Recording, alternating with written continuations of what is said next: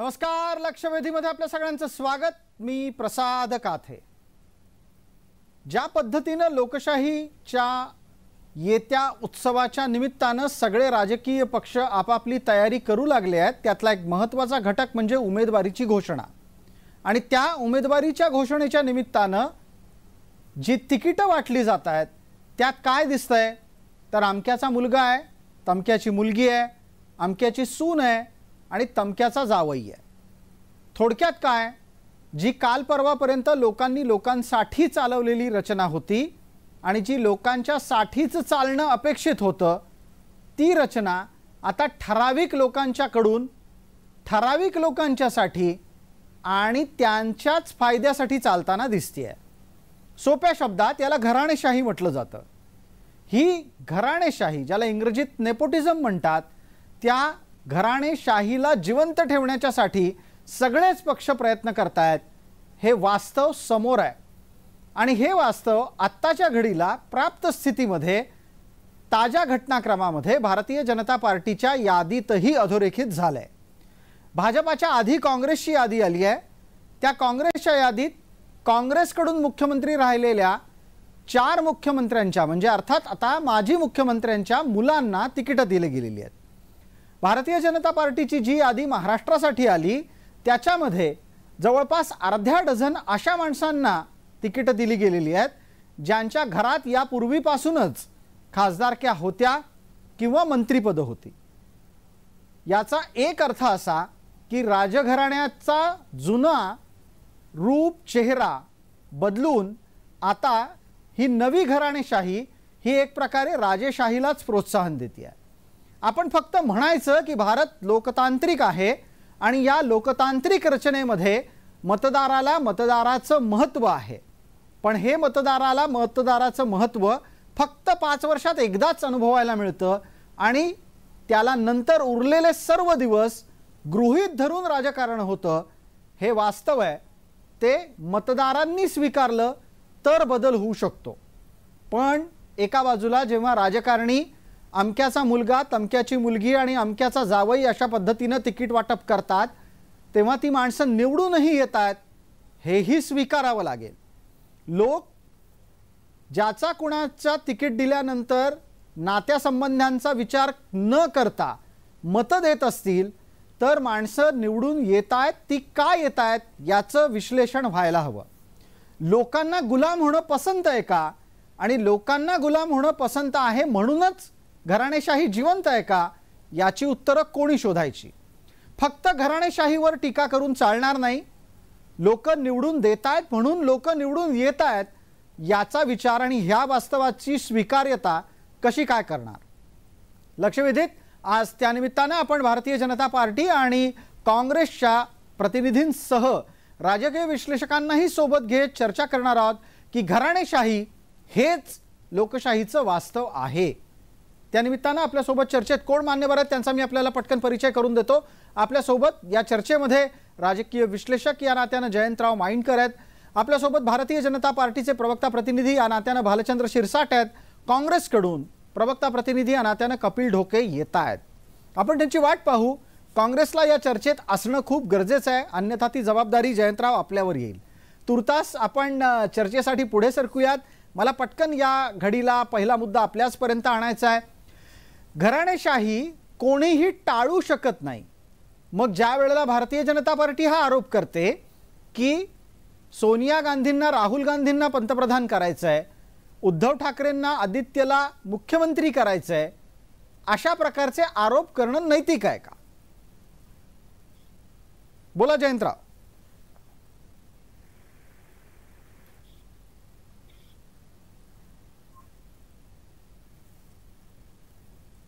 जयंतराव, आवाज येतोय आपल्याला? तुमचा आवाज येत नाहीये, तुमचा माईक सुरू असणं फार गरजेचं आहे। नाही, आता आला म्हणजे तुमचा अचानक बंद झाला होता। ठीक आहे, मी तुमचा मला एका वाक्यात सांगायचं की भारतातली लोकशाही ही कितीही म्हटलं तरी सुद्धा एक सरंजामशाही, जमीनदारी पद्धतीची घराणेशाही असलेली लोकशाही आहे। मला असं वाटतंय माझा आवाज सगळ्यांपर्यंत पोहोचतोय? बिलकुल बिलकुल बिलकुल। हा, अरिस्टॉटलनी राज्यशास्त्रामध्ये एक 3 प्रकारची लोकशाहीची अशी 3 प्रकारची राजपद्धती सांगितली. त्यांनी एकदा एकाच्यात सांगितलेलं आहे की जेव्हा एक राजा असतो त्याला त्यांनी मोनार्की नाव दिलेलं आहे. त्याला त्यांनी असं सांगितलं की काही लोक मिळून राज्य करतात, त्याला त्यांनी अरिस्टोक्रॅसी असं नाव दिलेलं आहे. आणि जनता राज्य करते त्याला त्यांनी डेमोक्रेसी नाव दिलेलं आहे. माझ्या दृष्टीने सध्या भारतात या तिघांचंही मिश्रण सुरू आहे. तुम्ही कितीही तुमच्या आम्हाला अँकरिंग करताना तुम्ही जे अतिशय सुंदर वाक्य सांगितलं ते महत्वाचं आहे की जी भारतीय जनता पार्टी सतत नेहरू गांधी घराण्यावर किंवा सोनिया गांधींना राहुल गांधींना प्राईम मिनिस्टर करायचं आहे असं म्हणत आहेत, किंवा उद्धव ठाकरेंना आदित्य ठाकरेंना चीफ मिनिस्टर करायचं आहे असं म्हणतायत, ते स्वतः तरी या घराणेशाही पासून दूर आहेत का? हा फक्त एका बाबतीत दूर आहे आणि ती एकमेव बाब मी पहिल्यांदा अधोरेखित करतो. भारतातील सर्व राजकीय पक्ष फक्त कम्युनिस्ट आणि बीजेपी वगळता माझ्या दृष्टीने हे पारिवारिक पक्ष आहेत आणि त्यांचा हेड हा अगदी त्या परंपरेनुसार असतो. त्या हेडच्या नंतर त्यांचा मुलगा किंवा त्यांची मुलगी, त्यांची सून, जावई अशाच प्रकारचे त्या पदावर बसतात. याला अपवाद फक्त भारतीय जनता पार्टी आणि कम्युनिस्ट हा एकमेव अपवाद वगळला तर भारतीय जनता पार्टीमध्ये खालच्या स्तरावर किती मोठ्या प्रमाणात घराणेशाही आहे हे रक्षा खडसे यांच्यापासून तर सुजय विखे त्याच घराणेशाहीचे आता दुसऱ्यांदा खासदार त्यांना तिकीट मिळालेलं आहे. ही एक यादी जर वाचून दाखवायला बसलो तर आपल्याला अर्धा तास पुरणार नाही. अगदी फक्त आत्ताच्या घडीला पटकन चर्चेला पुढे नेण्यासाठी भालचंद्र शिरसाट यांच्यापर्यंत पोहोचायचं आहे. कपिल डोकेंनी शब्द दिला की ते चर्चेत येतील. तत्पूर्वी भालचंद्र शिरसाट आपण याचा खुलासा करा. ताजी जी यादी जी अगदी नुकतीच घोषित झालेली आहे त्या यादीमध्ये डझनभर अर्ध्या डझनापेक्षा जास्त अशी नावं आहेत की ज्यांचे कोणी ना कोणीतरी आधीच्या पिढीतले लोक हे त्याच पदांवर काम करत होते. तुम्ही संजय धोत्रेंचं पाहिलं तर त्यांच्या घरात त्यांच्या मुलाला तिकीट दिलं गेलेलं आहे. पंकजा मुंडेंचं पाहिलं तर त्यांच्या बहिणीचं तिकीट काढून त्यांना तिकीट दिलं गेलेलं आहे. हे असं सगळं घडत असताना माझा थेट प्रश्न आपल्याला असा आहे, कार्यकर्त्यांनी कायम सतरंजाच उचलायच्या का? प्रसाद जी, मी आपल्या निदर्शनास आणून इच्छितो की घराणेशाहीचा जो उल्लेख करताय तुम्ही आणि जयंत माहिनकरांनी अगदी चांगलं सांगितलं घराणेशाही म्हणजे काय. ज्या पक्षामध्ये एकच घराण्यातला मुलगा, सून, जावई तो पक्ष चालवतो आणि त्या व्यतिरिक्त कोणालाही त्या पक्ष चालवण्याचा किंवा निर्णय घेण्याचा अधिकार नाही, ती घराणेशाही जी भारतीय जनता पक्षामध्ये नाही. नरेंद्र मोदी पक्षाचे अध्यक्ष झाले, आता जे पी नड्डा अध्यक्ष आहेत, नितीन गडकरी आहेत, हे कुठल्याही एका घराण्यातले नाहीत, वेगवेगळ्या घरात जन्मलेले आहेत, कुठलीही राजकीय बॅकग्राऊंड या कोणालाही नाही. त्यामुळे राजकीय बॅकग्राऊंड नसताना देशाचा पंतप्रधान होतो. नितीन गडकरी सारखा माणूस आज मंत्री होतो आणि खासदार होतो. होय, काही ठिकाणी एका घरात 2 तिकीटं दिली गेलीत. उदाहरणार्थ आता तुम्ही पंकजा मुंडेंचं सांगितलं. प्रीतम मुंडेंच्या ऐवजी पंकजा मुंडेला तिकीट देताना त्या मुंडे घराण्यातल्या आहेत म्हणून तिकीट दिलंय का? त्यांची पात्रता नाही का? त्या आमदार होत्या, त्या मंत्री होत्या, त्यांनी कार्यक्षमपणे काम केलं. मागच्या निवडणुकीत त्यांचा पराभव झाला, 5 वर्ष त्या सत्तेपासून दूर राहिल्या. आता यावेळेला त्याला दिल्लीत काम करण्याची संधी दिली, पण मागच्या 5 वर्षात त्यांना राष्ट्रीय मंत्री, अखिल भारतीय मंत्री ही जबाबदारी दिली होती, मध्य प्रदेशची जबाबदारी दिली होती, त्यांनी तिथे काम केलं. सुजय विखे पाटील, राधाकृष्ण विखे पाटलांचा मुलगा, हे एकमेव क्रायटेरिया आहे का? होय, असं असेल तर त्याला घराणेशाही म्हणायला पाहिजे. पण एखाद्या राजघराण्यात जन्मला, माझे वडील काही आमदार खासदार नव्हते, पक्षाचे कार्यकर्ते नव्हते, मला पक्षाने नगरसेवक केलं, कुठलीही राजकीय पार्श्वभूमी नसताना, पण माझी राजकीय पार्श्वभूमी आहे म्हणून जर माझी मुलगी मुलगा पक्षामध्ये कार्यरत असेल, त्यांनी स्वतःला सिद्ध केलं असेल आणि त्यांची तेवढी कुवत असेल तर त्यांना द्यायचंच नाही. याच्यावर अगदी मी येतो आपल्या याच मुद्द्याला घेऊन परत आपल्यापर्यंत येतो. कपिल ढोके जोडले गेलेले आहेत असं दिसतंय. कपिल ढोके, आपल्याला यायला उशीर झालाय, आपल्यापर्यंत माझा आवाज येत असेल अशी अपेक्षा आहे, पण तत्पूर्वी एकदा याच संदर्भाला धरून आधी जयंत माइंडकर आपल्यापर्यंत पोहोचतो.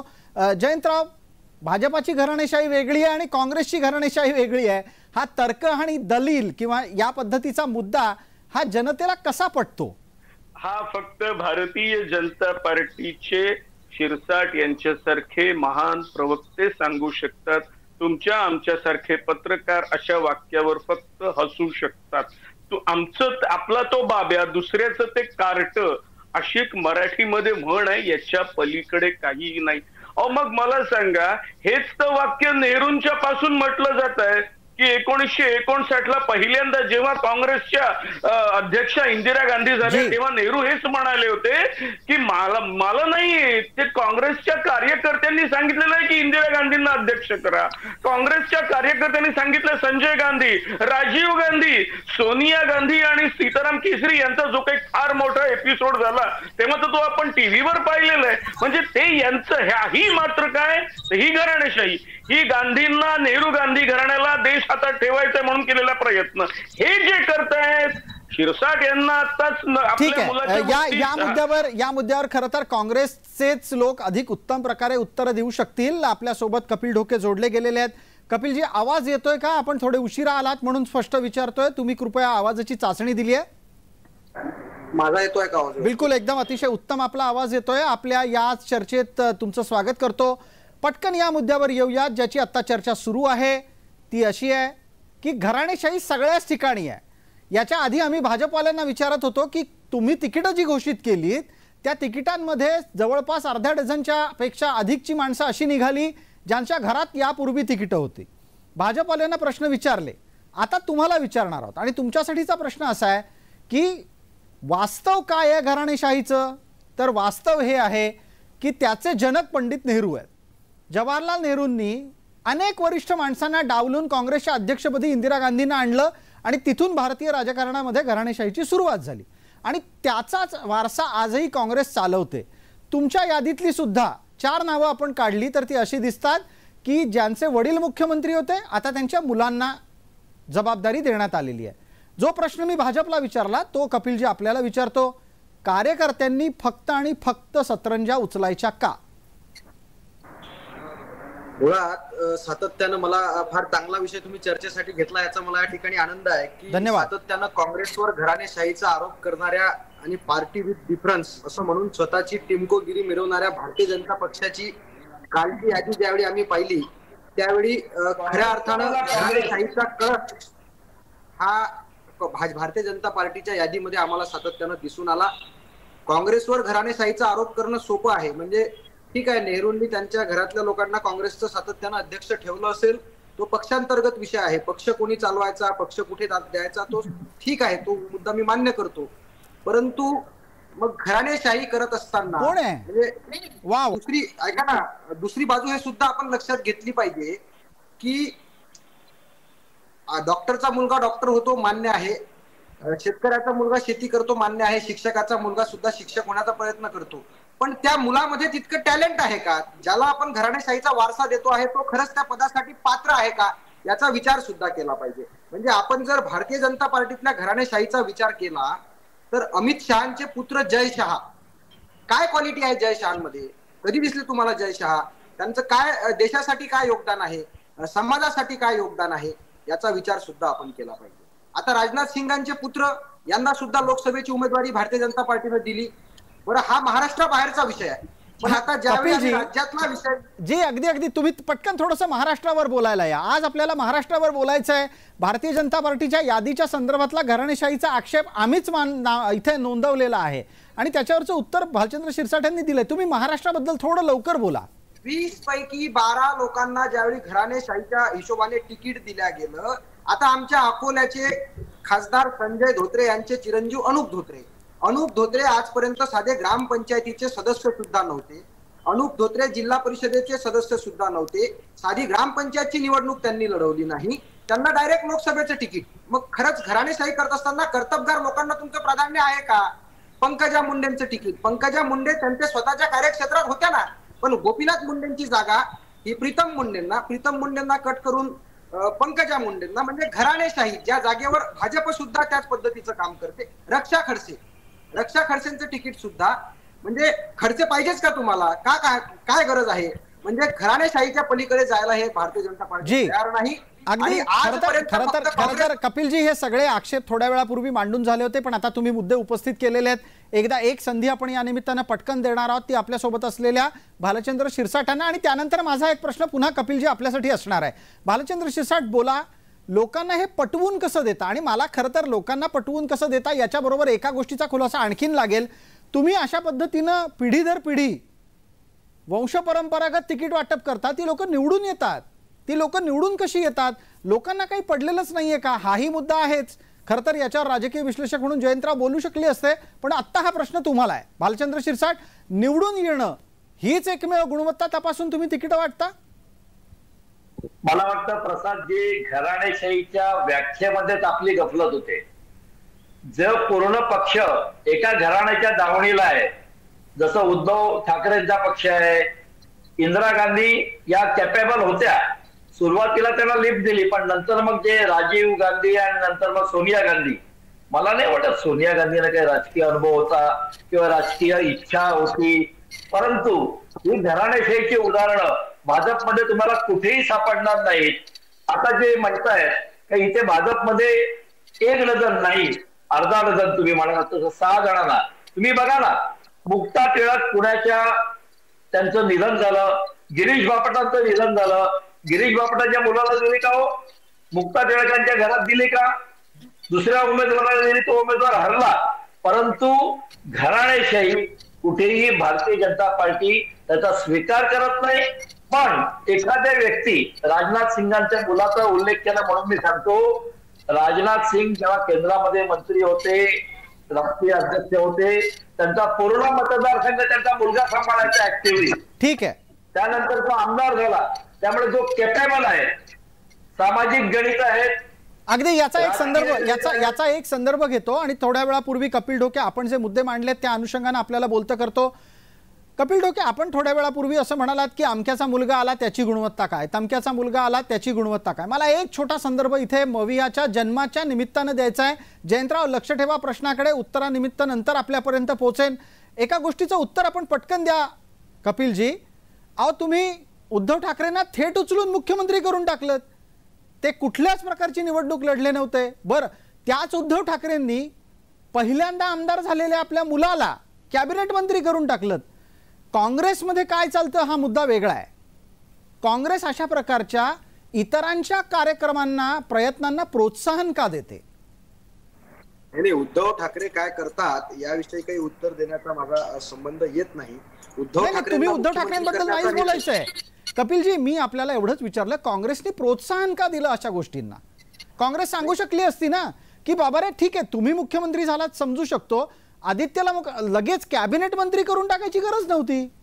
त्यावेळची परिस्थिती होती, त्यांच्या वाटेला आलेल्या मंत्रिपदांमध्ये काय निर्णय घ्यायचा तो सर्वस्वी निर्णय हा उद्धव ठाकरे आणि त्यांच्या शिवसेना विधिमंडळ पक्षाचा निर्णय होता त्यामध्ये. परंतु काँग्रेस मात्र अशा प्रकारांना बळ देत नाही, हे मला प्रामुख्याने या ठिकाणी सांगायचं आहे. कसं काय? भारतीय जनता पार्टीचा जो काही विषय चालला आहे, घराणेशाही बद्दल सातत्यानं काँग्रेसवर आरोप करायचे आणि एकीकडे ज्यांना शून्य अक्कल आहे, जे फक्त नेत्याच्या पोटी जन्माला आले, म्हणजे मला तर आता प्रसादजी ऐका ना, मला तर आता भारतीय जनता पार्टीच्या मूळ कार्यकर्त्यांची, की ज्यांनी भारतीय जनता पार्टी वाढवण्यासाठी प्रयत्न केले, अशा कार्यकर्त्यांची क्यू यायला लागली आहे की त्यांनी आता काय केलं पाहिजे, शतरंज उचलणाऱ्यांनी काय केलं पाहिजे, त्यांची मला आता क्यू यायला लागलेली आहे. म्हणजे एकीकडे काँग्रेसमधून लोक आणायची, त्यांना पद द्यायची, घराणेशाहीतली लोक आणायची, त्यांना पद द्यायची. सर्वसामान्य कार्यकर्त्यांचे हाल करणारा निर्लज्ज लोकांचा पक्ष म्हणजे आता भारतीय जनता पार्टी असं मला वाटायला लागलं. भालचंद्र शिरसाट ऐकताय का? भालचंद्र शिरसाट, थेट आपल्यापर्यंत आरोप पोहोचलेला आहे, आपलं उत्तर हवंय आणि याच निमित्तानं आपल्या उत्तराच्या साठीची वेळ सुरू करतो. एका निर्लज्ज पक्षाच्या निर्लज्ज प्रवक्त्यांनी केलेलं वक्तव्य आहे कीव येण्यासारखं काय? सातत्यानं फक्त काँग्रेसवरती आरोप करायचे, स्वतःच ठेवायचं, झाकून दुसऱ्याचं पाहायचं, वाकुली प्रवृत्ती बंद करा. काँग्रेसवर घराणेशाहीचा आरोप करणाऱ्या भारतीय जनता पार्टीच्या लोकांनी आता घराणेशाहीवर बोलण्याचा अधिकार नाही. स्वतःच्या पक्षातली घाण आधी साफ केली पाहिजे. ज्यांना शून्य हक्क आहे. राधाकृष्ण विखेंचा म्हणून त्याला तिकीट दिलं जात नाही आणि एखाद्या घराण्यात जन्माला आणून त्याला तिकीट नाकारलं जात नाही. गोपीनाथ मुंडेंची मुलगी म्हणून जर पंकजा मुंडेंना संधी त्या मतदारसंघात दुसरे भाजपची लोक नाहीत का? असं होत नाही. भारतीय जनता पार्टी फक्त आणि फक्त कपिलजी याच मुद्द्यावर मला तर खरं तुम्ही दोघांनीही एका गोष्टीचा खुलासा करायला हवा आणि त्याच्यासाठी मी सातत्यानं हा प्रयत्न करतोय की कार्यकर्त्यांनी तुमच्या पक्षाकडे काय यावं जर तुम्ही अशा पद्धतीची तिकीट वाटणार असाल. मला याचं उत्तर भालचंद्र शिरसाटांकडून घेऊ द्यात. भालचंद्र शिरसाट, भाजपात काय यावं लोकांनी? तिथे त्यांना संधी मिळणार आहे का? समजा कोणतीही राजकीय पार्श्वभूमी नसलेली माणसं भाजपात आली तर त्यांचं भलं होतं का काँग्रेसमध्ये गेली तर भलं होतं? तुमच्याकडे काय संधी देता तुम्ही लोकांना? मला वारंवार याच प्रश्नाचं उत्तर लागेल की कार्यकर्त्यांनी काय करायचं? जय हो म्हणून झेंडे घेऊन फिरायचं, सतरंजा उचलायच्या आणि साहेब आले की साहेबांच्या नावाने जिंदाबादचे नारे द्यायचे. तुमचा प्रश्न लक्षात आला प्रसादजी. कार्यकर्त्यांनी पक्षात का काम करावं, का यावं असा तुमचा प्रश्न आहे. घराणेशाहीच्या बाबतीमध्ये जसं तुमचा वैचारिक गोंधळ आहे तसा कार्यकर्त्याच्या बाबतीमध्ये तुमचा वैचारिक गोंधळ आहे. मी कार्यकर्ता म्हणून या पक्षात आलो. राम मंदिर होण्यासाठी जम्मू काश्मीर मधला धारा 370 आपण घराणेशाहीवर बोलतोय. राम मंदिर किती दिवस राम मंदिराचं भांडवल करणार आहे? किती दिवस भांडवल करणार आहे? राम मंदिर काय भारतीय जनता पार्टीची खासगी मालमत्ता आहे का? राम मंदिर काय भाजपची मालमत्ता आहे का? याचं उत्तर सुद्धा दिलं पाहिजे. मध्ये त्याच्याला नाक खूप असतंय. राम मंदिर भारतीय जनता पार्टीची खासगी मालमत्ता आहे का? एवढे मॅनर्स राम मंदिर भाजपची मालमत्ता आहे का? किती दिवस राम मंदिर? एवढे मॅनर्स नाहीत का? राम मंदिरासाठी भाजपच्या लोकांनी विटा दिल्यात, काँग्रेसच्याही लोकांनी आपल्या विटा दिलेल्या आहे. हे विसरू नका शिरसाट. ठीक आहे, एक मिनिट. कपिल ढोके, राम मंदिराचं नाव घेतल्यावर काँग्रेसला नेहमीच का राग येतो हा नंतरचा मुद्दा आहे. आता हा विषय नाहीये. कृपया मला वेळेच्या मर्यादेमध्ये चर्चेला नियंत्रित करणं गरजेचं आहे. भालचंद्र शिरसाट, आपली वेळ सुरू झाली. 1 मिनिट उरलंय आपल्यासाठी. प्रसाद कसे आपला जो वैचारिक गोंधळ आहे, कार्यकर्ता पक्षात विचारधारा बघून येतो भारतीय जनता पक्षामध्ये, त्याला तिकीट मिळेल त्याच्यासाठी जो येतो तो तिकीट नाही मिळालं का सोडून पण जातो, दुसऱ्या पक्षात जातो. पण जो माणूस विचारधारेसाठी आला, एका राष्ट्रीय सेवेसाठी आलाय, एका हेतूने प्रेरित होऊन आलाय, तो कधी पद मिळो किंवा न मिळो त्या पक्षाला सोडून जात नाही. सुधीर मुनगंटीवार याला खासदार व्हायचं नव्हतं, मनापासून इच्छा नाही, पक्षाने सांगितलं ते काम सुरू केलं की तुम्हाला राज्याच्या मंत्रिमंडळातून त्यांना गायब करायचं आहे. हे लक्षात घ्या. सुधीर मुनगंटीवारांची मुळीच इच्छा नसताना राज्य मंत्रिमंडळात त्यांना मुख्यमंत्री म्हणून त्यांची आता इच्छा असेल, त्यांना तुम्हाला रेसमधून बाद करायचं आहे. अशा अनेक लोकांना याआधी बाद केलेलं आहे. खडसेंचं काय झालं, मुंडेंचं काय झालं, तावडेंचं काय झालं, लोकांना बाद करण्याचं काम केलं. एक मिनिट डोके. कपिलजी तुम्ही असं जर दुसऱ्याचा वेळ घेतला तर त्यात तुमचाही वेळ निघून जाईल. भालचंद्र शिरसाट 30 सेकंद, यापेक्षा नाही वाढू शकत चर्चा. मला आटोपती घ्यावी लागेल. फडणवीस हे स्वतःच्या कर्तृत्वावरती उपमुख्यमंत्री झाले. गंगाधर फडणवीस यांचा पुत्र म्हणून त्याला आमदार केलं नाही, महापौर केलं नाही, अशी सगळी उदाहरणं मिळतील. जो कॅपेबल आहे त्यालाच संधी दिली जाईल. मग तो एखाद्या घराण्यात आहे म्हणून त्याला संधी दिली जाणार नाही किंवा घराण्यात आहे म्हणून नाकारली जाणार नाही. आणि घराणेशाही सारखी एका घराण्याच्या दाव्याला काँग्रेस जशी म्हस बांधतात गोठ्यात, तशी सगळी एका घराण्याच्या गोठ्यामध्ये बांधलेली आहे अख्खा पक्ष, अशी भारतीय जनता पार्टीची परिस्थिती कधीही नव्हती आणि होणार नाही. भालचंद्र शिरसाट आणि कपिल ढोके यांच्यासह जयंत माइंडकर, आपले पण आभार या चर्चेत सहभागी झाल्याबद्दल. वेळमर्यादेमध्ये चर्चा आटोपती घेतोय. या चर्चेत तुर्तास इतकंच. सर्व प्रेक्षकांना जय महाराष्ट्र.